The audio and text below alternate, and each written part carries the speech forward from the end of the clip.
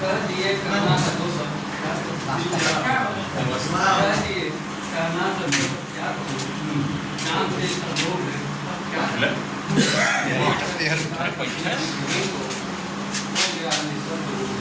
क्या लेकिन पुस्तक की संख्या के लिए बुलाया गया तो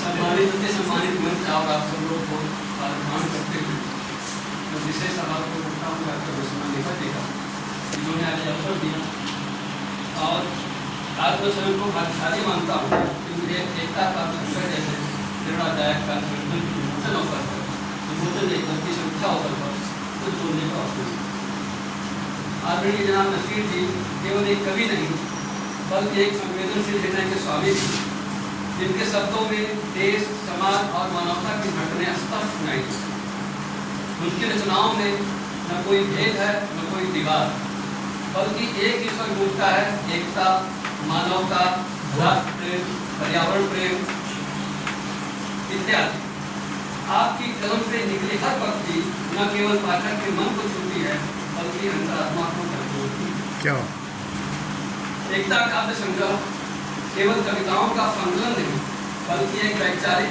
आंदोलन जो हमें स्फुट कराता है कि भारत की आत्मा अनेकता में एकता। इस संग्रह में छिपे मुक्तक और गजलें राष्ट्र की मिट्टी से निकली है और इंसानियत की खुशबू से भरा हुआ।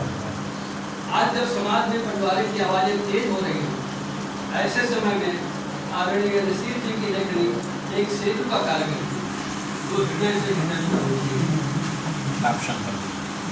एक अद्भुत संयोग है किताब में पढ़ रहे थे तो उसमें एक शब्द उत्तर दिया ने लिखा था दिल होना लिखा है। पूरी किताब में ये दो शब्द हमको इतना परेशान किया कि बहुत परेशान की होना होता है। इसको हमने गूगल पे सर्च किया जहाँ से गूगल पे फेल हो वो बोला कि ये तमिल भाषा है तमिल में होना है मतलब घोड़ा होता है तो घोड़ा से यहाँ से आता है। फिर हमने मतलब भैया को फोन करके पूछा तब पता चला होना है मतलब क्या है। और दूसरी बात पुस्तक को देखे तो एक समय आश्चर्यजनक संयोग दिखाई दिया। इस पुस्तक में पृष्ठों की संख्या 104 जिसका मूलांक होता है 5 और आपका जन्म दिवस जो है 1/7/1950 है। अगर इसका भाग्यांक निकाले तो 23 उसको जोड़ने को आता है 5 यानी भाग्यांक और पुस्तक का मूलांक दोनों एक।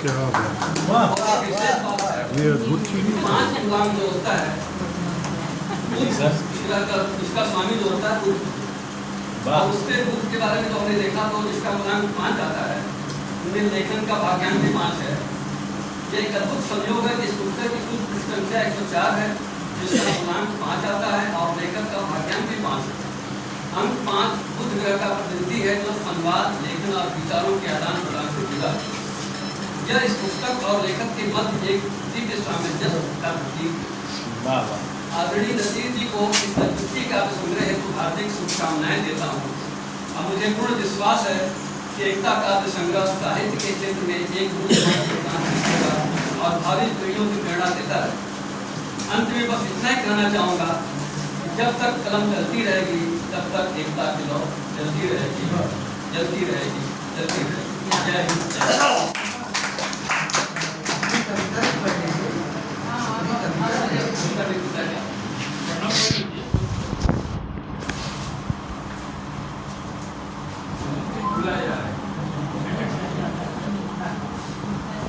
अक्षरों का ले सहारा हृदय के उद्गार लिखना एक कवि